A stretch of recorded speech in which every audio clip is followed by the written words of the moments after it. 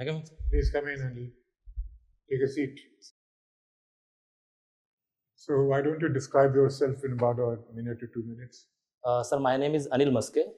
I am from the Buldana district of Vidarbha region of Maharashtra state.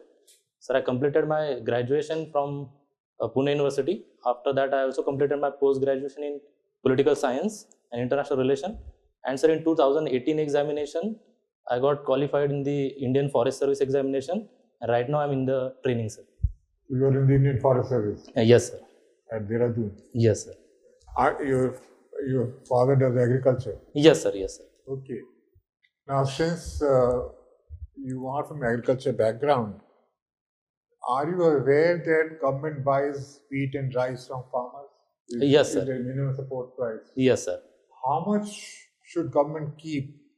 What should be the stock limit, and what is the present stock limit? Yes. What is the present stock of wheat and rice with government? Sir, present stock is more than 100 million metric ton.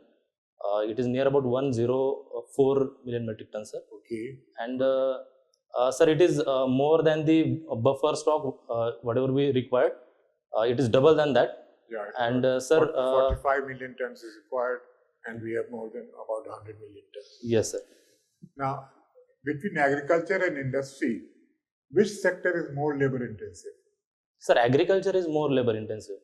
In the current scenario in India, agriculture is having more labor. Well, no, in fact, what I'm asking is, supposing you have got 4 acres of land. Yes, sir. Okay. Yes, sir. How many people can get absorbed in 4 acres in agriculture? And in 4 acres, if you set up shops, or if you have India International Center, which is in less than 4 acres, how many people are getting jobs there? And in 4 acres, how many farmers can survive? Sir, I feel here, sir, I want to recorrect that industry has more labor intensive compared to the agriculture scenario. Yeah. Yes. If the agriculture is more modernized, more technology oriented, then The certainly. correct answer is, per unit of land, industry is more labor intensive than agriculture. Per unit of capital, agriculture is more labor intensive than Yes. industry. Thank you, sir. So that is how Thank it you, is. Lastly, since you are in the Forest Service, what do you know about the Forest Rights Act? How is it being implemented, and what are the main elements, what are the main focus of this act? Sir, the Forest Right Act, that is the Scheduled Tribe and Other Forest Dweller Act 2006. Sir, under this act, various rights were granted to the Scheduled Tribe and other forest dwellers. Like, for example, right to land and pattas. Second is right for the minor forest produce. Third is right against eviction. If there is a legal eviction, then proper rehabilitation. And one more important is that, sir, to carry out their cultural practices in a legal manner. So all these rights were recognized. And sir, in the present scenario, Most important, I forgot the right to manage yes, sir. Yes, sir. forest Yes, lands. thank you, sir. Okay, Yes. yeah. And sir, in the current scenario, as per the 2021 May data as updated in the Ministry of Tribal Affairs site, it is seen that there were near about 41 lakh claims were there for the both individual forest right and community forest right, and total near about 19 lakh claims were settled by the authorities. So how much land, how much is the forest area in the country, and how much has been settled under the Forest Rights Act? Yes, sir. Sir, total area in the forest cover in the total in the country is near about 21.68% as per the, compared to the geographical area of India. And sir, the total rights granted is area is near about 55,000 square kilometer. That is what area is given, sir, under the Forest Right Act. So what percentage would that be? Yeah, very less, sir. Yes, less than 5%. And which states have done well in Forest Rights Act? And which states have not done well? Sir, I feel 3 states done considerably well in the implementation of Forest Right Act. The Maharashtra state, Chhattisgarh, and the Odisha state, sir. Okay. Sir, in the Maharashtra is the pioneering state in terms of the Forest Right Act. The Mendalekha, Paivihir, and the Pachgaon villages are the well-recognized villages. Good. And sir, in Chhattisgarh and Maharashtra, near about 5,000 villages, and in Odisha, 4,000 villages were granted the community forest rights. So these are the current statistics, sir. In fact, if you look at the figures given on the website, you will find that Gujarat has also done quite well. although people say that these figures are only on paper, in actual practice, people are not aware. So, but at least on paper, you find Gujarat has also Thank you, sir. done quite well. So have a look at that. Yes, sir. Yes. What about the bamboo being declared as a minor forest product? Should bamboo be treated as a timber, or should it be minor forest product? Sir, I feel as the changes made as per the Indian Forest Right Act, Indian Forest Act 1927, it is declared as a minor forest produce now. And I feel, sir, certainly if we see all the fringe villages, tribal communities living near to the forest areas, if it is a minor forest produce, then it is very sustainable from the perspective of the conservation and also for the livelihood of the tribal community and forest dweller community. So I feel, sir, minor forest produce will be a good for the both conservation purpose and the livelihood purpose. Many minor forest products are nationalized, like tendu leaves or sal leaves or sal seeds. Are you in favor of nationalization, or do you think it should be open market?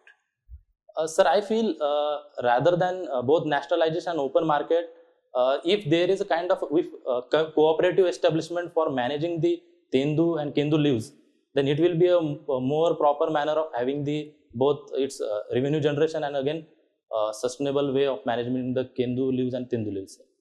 What is needed is there should be minimum support price. Yes, sir. Just as you have in agriculture for a large number of minor forest products, which is yes, sir. Which is missing. Thank you, sir. Okay, coming to development issues, have you heard about MDGs and SDGs? Yes, sir. What is the difference between the two? Sir, Sustainable Development Goals, near about these are the 17 goals aiming for the comprehensive development by 2030. Okay. And the Millennium Developmental Goals are the sorry, sir, I'm not able to exactly recall the 10 or 8 goals are there. 8. Yes, sir. 8 goals, sir.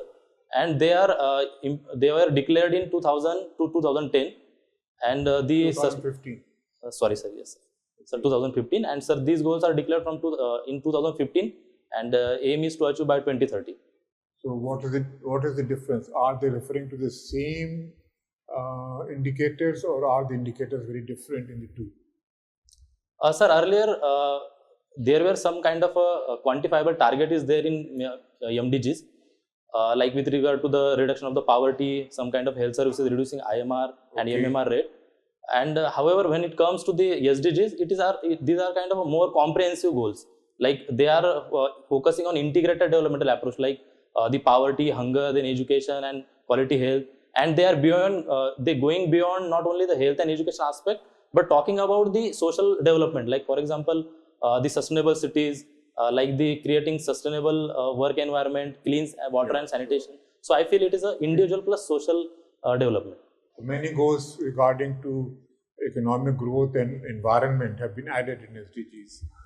Why is India not doing so well as compared to Bangladesh? Why is Bangladesh ahead of India in social development indicators? Sir, I feel there are two to three major reasons for the success of the Bangladesh. Okay. Like for example, Bangladesh early recognized the importance of the microfinance institutions at the rural level and at the tier 2 cities level. So it helped to revolutionize the rural societies. And secondly, sir, they focused on the rural industrialization in a sense to tap the potential of the many MSME kind of industries like the textile sector, garment sector, even the kind of bamboo sectors. So these sector directly impacted the economy of the lower strata. It ultimately helped to have the more quality health and education. So over there, the kind of development occurred. However, we missed in early developmental approach, we missed that parameter. So that I feel that kind of a gap is there, which created kind of a differences between the India and Bangladesh. Okay, you read more about this and I'll tell you later why Bangladesh is doing so well. Lastly, tell me about there's a recent report on gender, global gender report. What was India's position, and is it India's position satisfactory or not satisfactory on gender issues? Sir, which specific reports? This is Global Gender Gap Report, GGG report it's called, released only about 2-3 months back. Sir, I'm not able to recall exactly what is the performance. Well, in fact, go through that. Yes, sir, and how India is doing, why India is not doing so well on and Yes, gender I will issues read, sir. that you should do. Okay. Explain OBC. I mean, how do we define OBCs? Ma'am, OBCs are the other backward classes. OBCs, as per the Mandal Commission, it constitutes number of caste, the socio-economic vulnerable caste in that group, and based on that, the certain kind of reservation provision is there in the. Why use the word class instead of caste? Ma'am, the main concern of the main difference of giving the affirmative action based on the caste and class. So, for example, the kind of a reservation given to the SC and ST communities with respect to the caste factor, like they are socially injustice and historically injustice based on the social factor. However, when it comes to the OBCs, it is the moreover the economic parameter. These particular class is a moreover economically vulnerable class. So I feel that kind of a categorization is there. That's why the OBCs are. There is a categorization of creamy layer and non-creamy layer. Yes, ma'am. That is the particular income limit to give the kind of a reservation to particular OBCs. Like for example, right now there is a 8 lakh limit to recognize particular as a non-creamy layer. Okay. What kind of movies do you watch? In your hobbies, you've written that you watch, Hindi and Marathi movies. Yes, films. What yes. kind of films do you watch? Ma'am, I watch generally based on some of the social issues, but otherwise I also watch for the entertainment and. Which are the movies which you've seen which are based on social issues? Ma'am, movies like recently there was a movie about the Sherni is there. Before that the Ram Prasad Ki Teravi.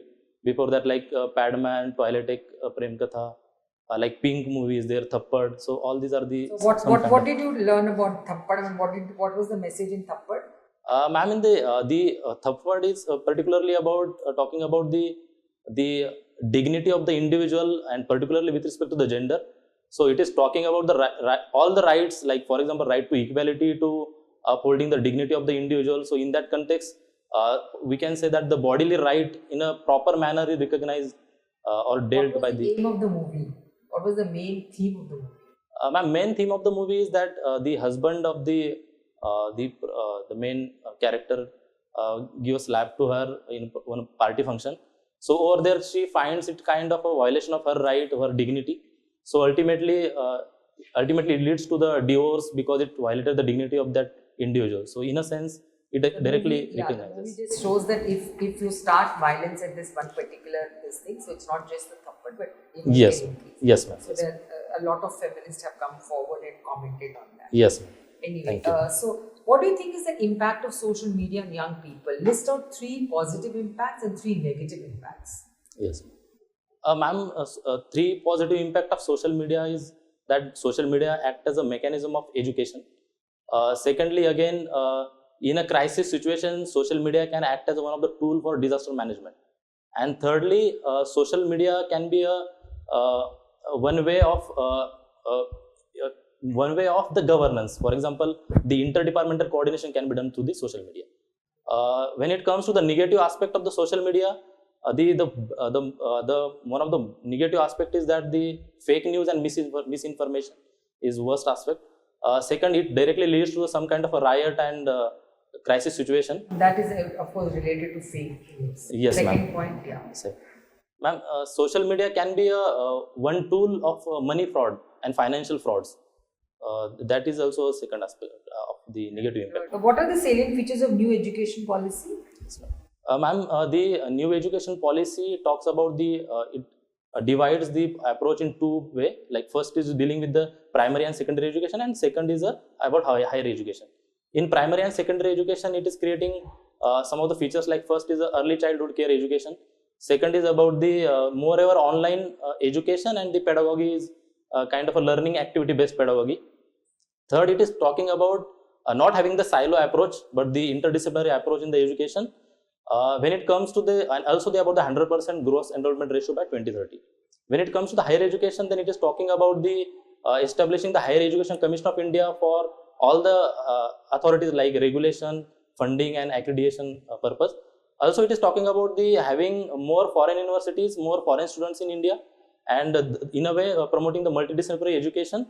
And one more is that most important I feel is the multiple entry and exit mechanism in higher education. So all these are the And what features. about the languages, emphasis on more languages? Yes, ma'am. Yes, ma'am. The regional language can be one mechanism Why is along it with the important- English. Why is it important to study a language or read a language?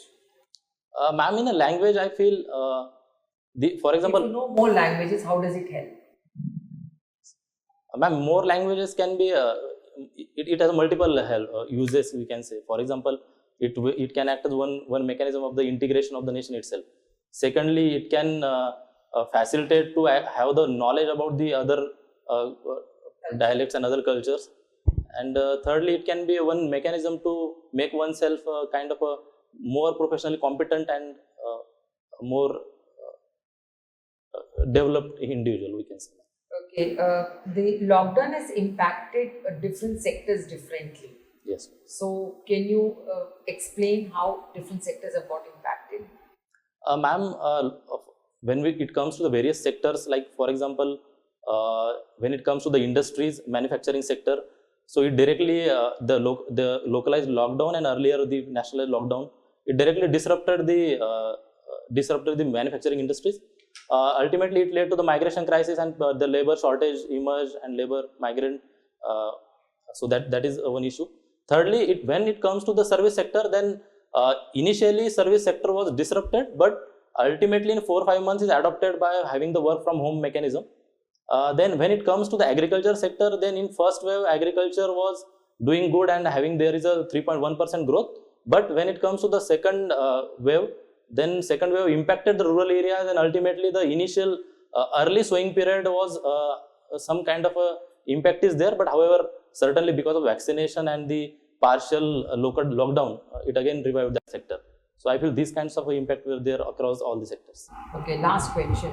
The increase in the time for maternity leave, how has it impacted the women? A good step, a negative step, a useful or non-useful? Ma'am, certainly it is a very useful step. Like for example, it helps to have the more child care, and ultimately it can, in a way, it can reduce the IMR rate also. Secondly, the comprehensive and early development of children is very dependent on the mother. So from that perspective, it is very important. And again, from the perspective of having a legal right of maternity leave is recognition as per the United Nations Convention is there, and even the fundamental right, I say, and the DPSP also mentions about the maternity leave. However, there are some concerns emerge after recognition of maternity leave that many companies or private sector is not ready to hire the woman, or even they give some kind of other reasons to remove particular woman from the job. And also, I feel there is one kind of a limitation about the recognition is that there should be a paternity leave recognition also in that. So it may help to have the gender neutral approach and more men involvement in the child care. So this kind of a issue is there about maternity leave. Thank you. So, Anil Matse, Yes. can you share key features of Union Budget 2021? Sir, the key features of the budget is talking about across many sectors like agriculture, industry, and health, education. Like for example, in the health, the schemes like Pradhan Mantri Swasthya Atmanirbhar Bharat Yojana. So in that, now we are focusing on the capacity building of primary, secondary, and tertiary healthcare. Second scheme is Jal Jeevan Mission in urban areas. It is introduced in budget, and it is talking about having the universal tap water supply in near about 4,300 urban areas. Also, it is talking about having the sewage connection and management of the liquid waste management.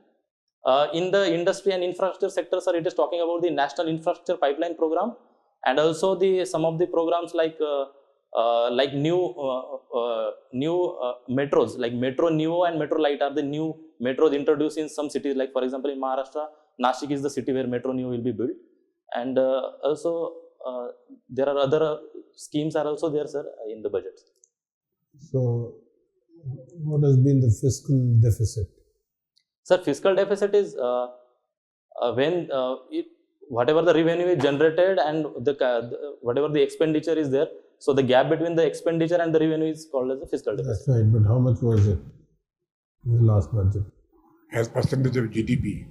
Yes, sir. Thank you. Sorry, sir, I'm not able to recall. Thank you, sir. Give us the answer. Sorry, sir, not able to recall right now. Okay, fine. You've been a mechanical engineer, right? Yes, sir. Yes. Of course, that was some years ago, almost a decade ago. Yes, sir. And you have nothing to do with mechanical engineering subsequently. Yes, sir. I am following some mechanical engineering, You are. but I pursued post graduation I and know we didn't ask you for too much to recall some of the concepts, but I'd like to know, in the context of heat transfer, there are two. One is, the heat transfer could be from colder surface or place to, warmer yes, or sir. hot. Yes, sir. And the reverse is also. So, what are the equipment involved in both the cases? What do you call them? Yes, sir. Sir, it is basically this idea is based on the Clausius statement and also the Kelvin-Planck statement. The refrigeration can be one of the best example we can put here, sir. For example, the colder temperature from the evaporator is uplifted through the compressor to the condenser, and again through the condenser to the evaporator is brought by the expansion valve. So expansion valve and the compressor can be two mechanisms to uplift the temperature, again reduce the temperature, sir. Right. So, in the same system, you are able to achieve both. Yes, right? sir. Yes, sir. In the same So, system. evaporator can be an example Yes, sir. of converting, let's say, liquid into vapor phase, Yes. right? Yes. And there's a heat transfer. There's a heat input of the heat there, Yes. right? Yes. And the reverse is condenser, which is cooling. Yes, sir. Now, do you think the rate of heat transfer from hot to cold is the same as cold to hot surface? What I'm trying to say is Yes, sir. the coefficient of heat transfer in both these instances, one is from transfer from cold to hot surface, which are equipment, and the reverse. Is the rate of heat transfer same, given all physical characteristics being same?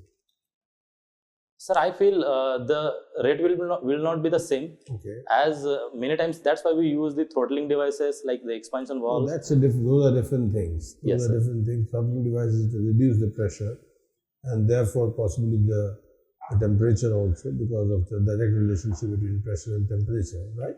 Yes. But what I'm trying to say is that given the similar kind of situations, physical characteristics being same, the rate of heat transfer, supposing the mediums are also same, then do you think the such transfer will be same or not the same? Sir, I feel the transfer rate will not be the same, as there will be the entropy, and then again some kind of a waste of the randomness of energy in the energy will be there, and there may be a non-useful kind of energy. So I feel that kind of losses need to be Okay. considered. Okay. What are the other mechanical equipment which are related to mechanical engineering? What are the other operations which you can possibly carry out using mechanical equipment? Can you give some examples? Sir, the internal combustion engine is there in automobile, IC engine. Even the heat engines, the same. Even boiler is also based on the mechanical engineering principles. Sir, even the AC is again based on the refrigeration and air conditioning principle. And sir, like turbine, even fan. So all these are. Now, in the pipeline, you will have zone which is stationary layer of liquid. Let's say in the context of pipeline, right? Now, and then of course, because the flow of the fluid inside the pipeline, there's bound to be some turbulence, isn't it? Yes, sir. Now, supposing it is a heat exchanger, then how do you see the different phases of heat transfer across the pipeline? Because tubes are used in heat exchangers, for example, not the fin types, the shell and tube heat exchangers. So, how do you see the heat transfer phenomena in the context of heat exchanger, while you are having a heat tube bundle in case of heat exchanger? So where do you see how does the heat transfer take place? You have though there is a flow of liquid, there will be a stationary zone and there will be also a turbulent zone. So where do you see the difference in the heat transfer phenomenon? Sorry, sir, I'm not able to recall the. I will read more on it, sir. Okay. This particular concept about Prandtl number, etc., which affects heat transfer coefficient. Near the surface of the pipeline, there is a stationary, and therefore there is likely to be less heat transfer. Naturally, it is expected Prandtl number becomes different during turbulence.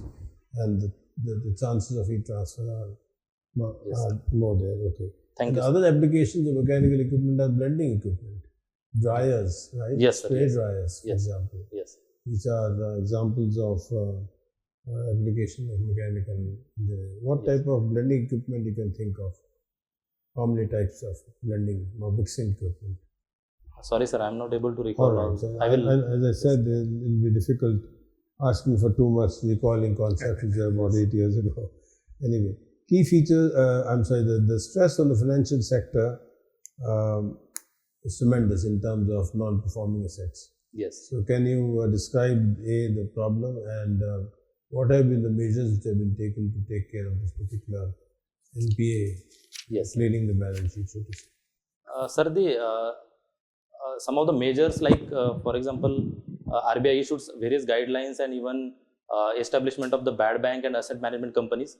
Even the implementation of the insolvency and bankruptcy code is there to manage the. When was it? Sir, IBC code was implemented in 2016, Oh, and under it various mechanisms were there oh, for to deal with the individual and corporate and companies. right. And sir, again, in terms of the budget, some measures were taken like recapitalization of the banks and even the resolution process. And again, What is your call on recapitalization and also on merger of non-performing banks with the ones which have been doing well? So on these two aspects, what's your take?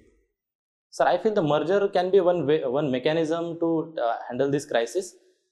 However, at the same time, the peculiar aspect of why the particular bank getting into the NPA trap, that need to be identified. Otherwise, it will be hampered for the well-performing bank.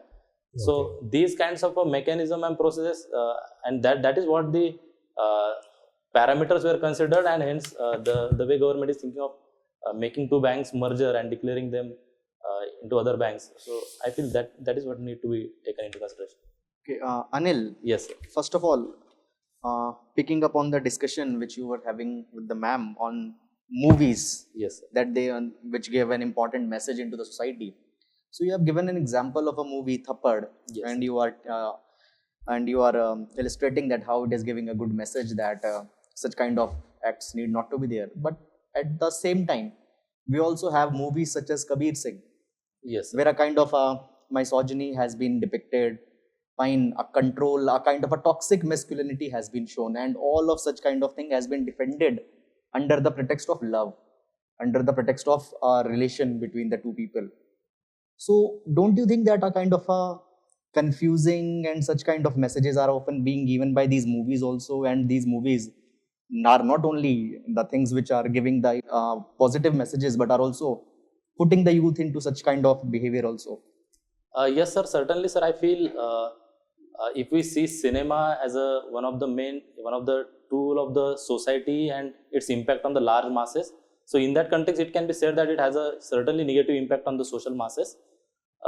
However, sir, I feel cinema is not only giving the message, but ultimately reflecting some kind of a social tendency also within cinema. So if we see it as is a part of the art and itself, again, a part of right to freedom of speech and expression.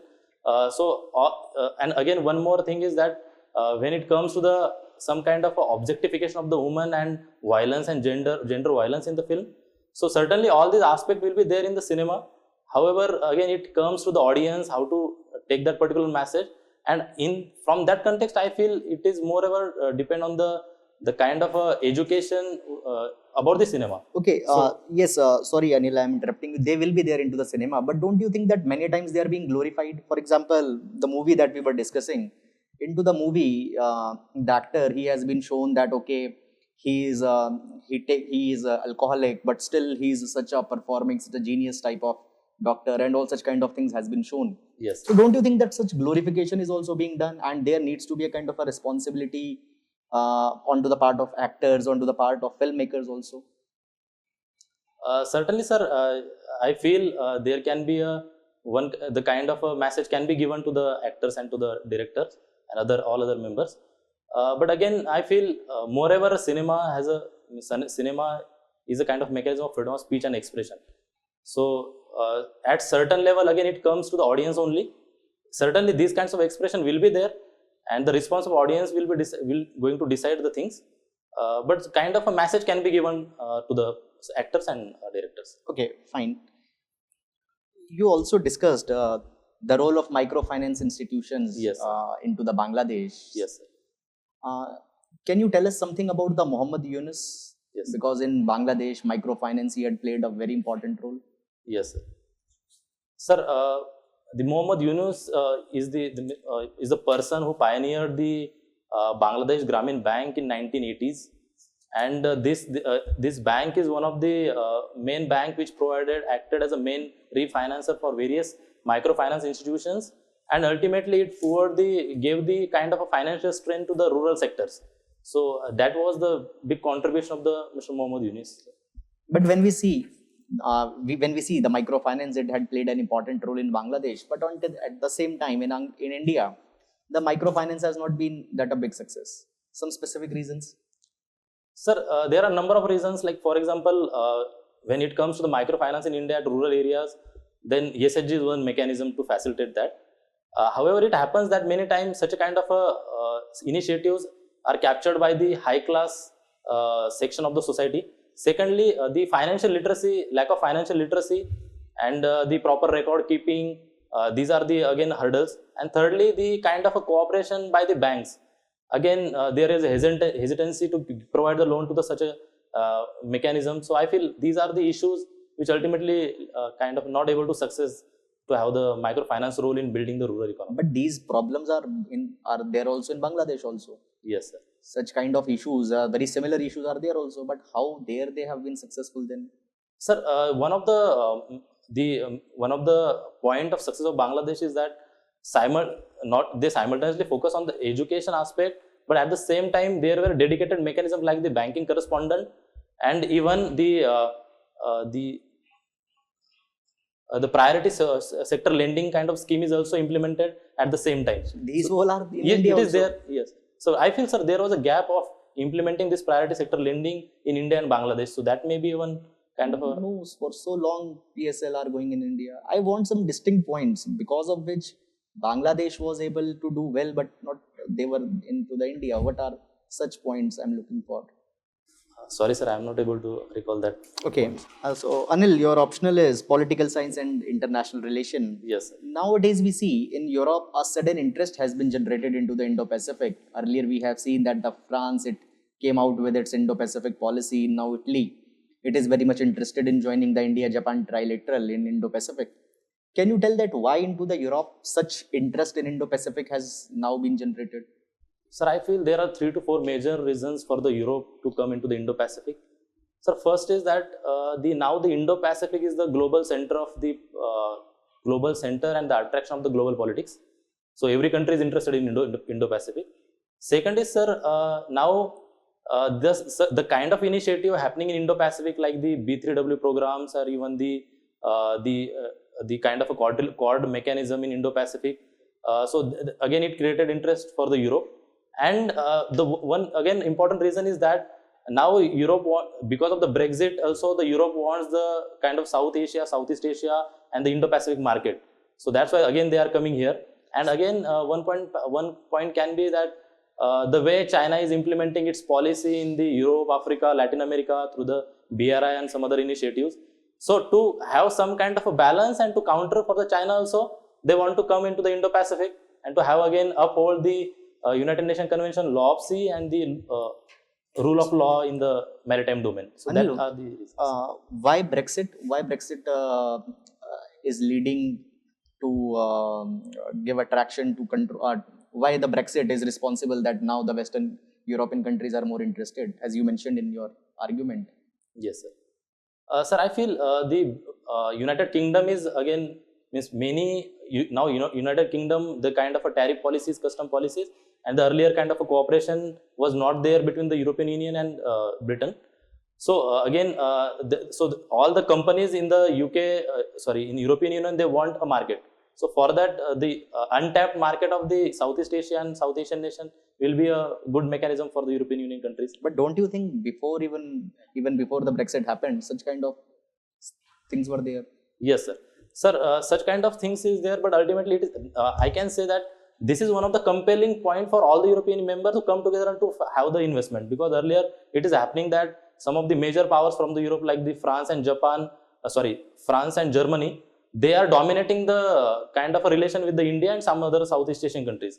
Now there is a comprehensive need for whole European Union to come to this market, because now the doors were shut for all these countries into the United Kingdom. So I feel this is a compelling reason for that. Anil, see, right now we see a renewed interest or a kind of a big interest is there into the electronic vehicles. Yes, sir. But when we talk about the popularity of electronic vehicles, people adopting the EVs, there is one practical problem that comes, that charging infrastructure and supporting infrastructure is not there. Yes, sir. At the same time, when the infrastructure we are talking about, there is a kind of an argument that because ample number of electronic vehicles are not there, we cannot ramp up the infrastructure. So kind of a vicious circle has been created, that in first hand EVs are not there. Because EVs are not there, infrastructure is not there. Fine. And because infrastructure is not there, people are again not buying the EVs. You understood it? Yes, sir. Yes, sir. What will be your original idea that this vicious trap can be broken up? What you will suggest?